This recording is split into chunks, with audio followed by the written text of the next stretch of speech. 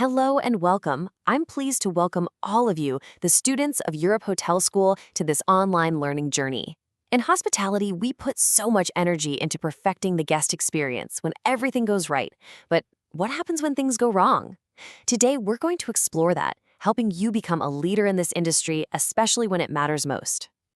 So let's kick things off with a really important question. When a crisis hits a hotel, who is the most important person managing it? Now, your mind might immediately go to the general manager or maybe the head of security. But the truth is, the very first, and often the most critical person managing that crisis, is a member of the reception team. To really get our heads around this, here's how we're going to break it down. First, we'll look at why the front desk is the hotel's unseen first responder. Then we'll talk about how to read the early warning signs of a crisis. From there, we'll dig into the 3 urgent responsibilities they have, how they coordinate the human response, what happens after the crisis, and finally, how reception becomes a true symbol of stability for everyone. All right, first up, this idea of the receptionist as an unseen first responder. We tend to think of the front desk as a place for check-ins, keys, and questions, right? But the moment something goes wrong, it instantly transforms. It becomes the operational heart of the entire hotel. So, what does first responder actually mean in a hotel? Well, it means you are the very first point of contact. Just think about it for a second. A medical emergency, a security threat, even a fire. What is a guest's first instinct? It's always to call or run straight to the front desk, and that's what makes the team there the central hub that kicks off the entire emergency response. But of course, before any response can begin, the crisis has to be identified. And this brings us to a really crucial skill: reading the warning signs. You see, a major crisis very rarely just appears out of thin air. It almost always starts small. A trained, professional receptionist learns to notice these subtle signals. Things like a strange smell in the air, unusual noises down a corridor, a guest in clear distress, a panicked phone call, or even a sudden computer malfunction. Any one of these could be the tiny spark that starts a fire, literally or figuratively. The key thing to remember here is that ignoring these signs, well, that's how a small problem can quickly escalate into a full-blown crisis. So, once a warning sign is detected and you've confirmed a crisis is unfolding, what's next? This brings us to 3 urgent responsibilities. There is a clear, immediate protocol that every single front desk professional must have absolutely mastered. This protocol is built on 3 core steps. First, gather information.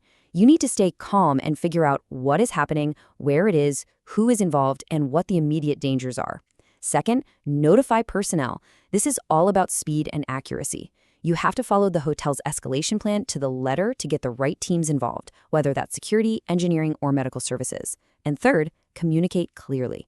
Acknowledge what's happening, reassure guests, and give calm, steady instructions. In these moments, believe me, every single second counts.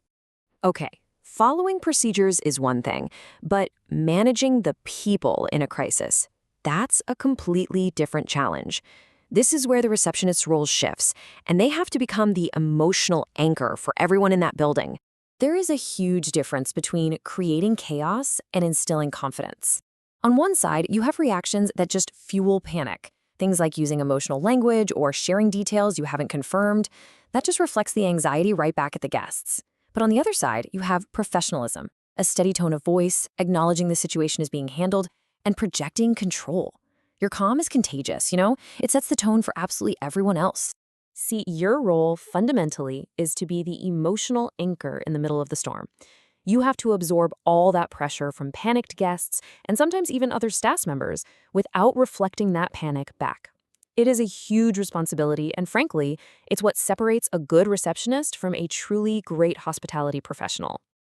Now, you might think, once the immediate danger has passed, the job's over. But it's not.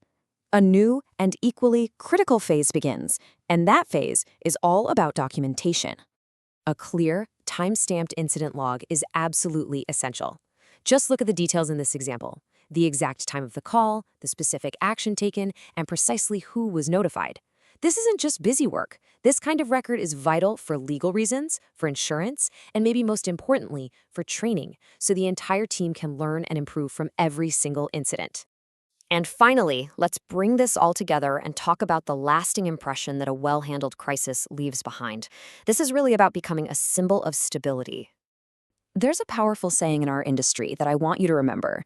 Guests remember the hotel not for what went wrong, but for how well it was handled.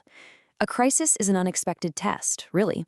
And when the front desk performs with professionalism and genuine care, it doesn't just solve a problem, it reinforces the hotel's entire reputation for excellence. So as you move forward in your careers, I want you to carry this with you. The front desk isn't just a place for check-ins and checkouts. It's the command center. It is the symbol of stability when everything else feels uncertain. So the real question you have to ask yourself is this: are you prepared to be that symbol?